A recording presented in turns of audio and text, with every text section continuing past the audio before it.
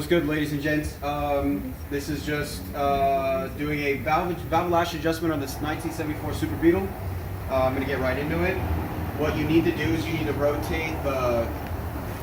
I guess you could rotate the crankshaft pulley, but I'm rotating this, I believe, alternator or generator pulley, which is attached to a drive belt, which rotates the crankshaft because I need to access top dead center or compression cycle on the underneath the valve covers. So I'm gonna do the last one, and everything else is essentially all the process of me adjusting the valves is what you would do for all 4 cylinders, or 6, or 8, 10, 16, 10, 12, 16.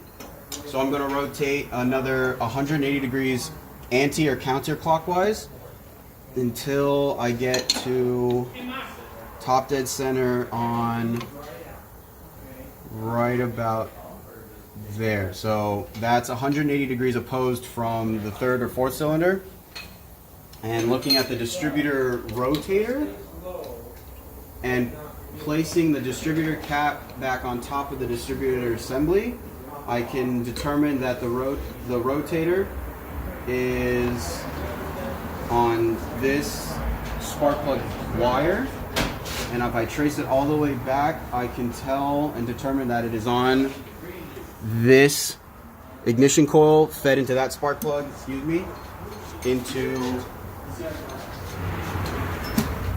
that cylinder. So one of the ways that you can determine without even using a feeler gauge, such as this, set to the specification of 6/1000ths of an inch, you can manipulate the rocker arm. So I can't hear anything. That's really tight.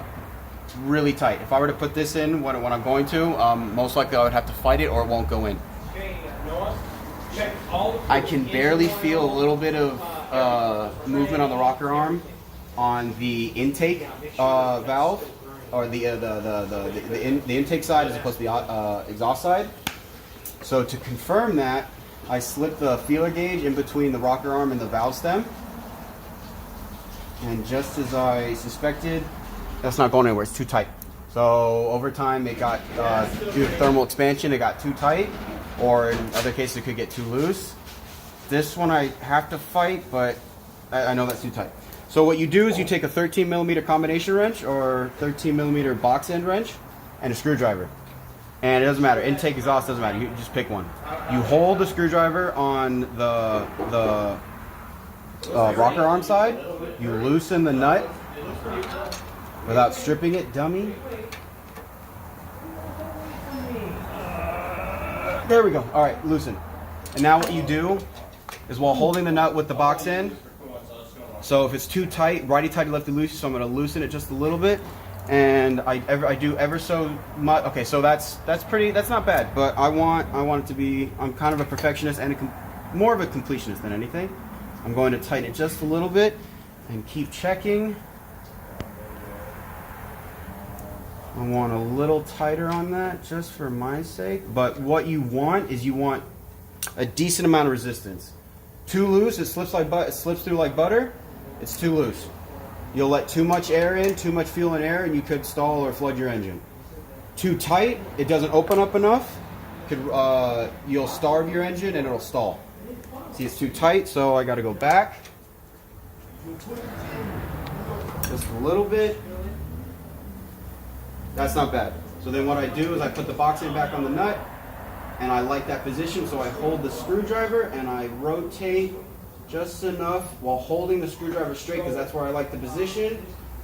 Tighten it, snug it just a little bit, test it. Oh, I love that.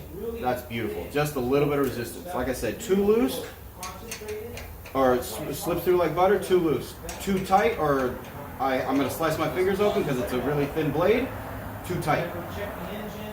Holding the screw on the rocker arm, tighten the nut.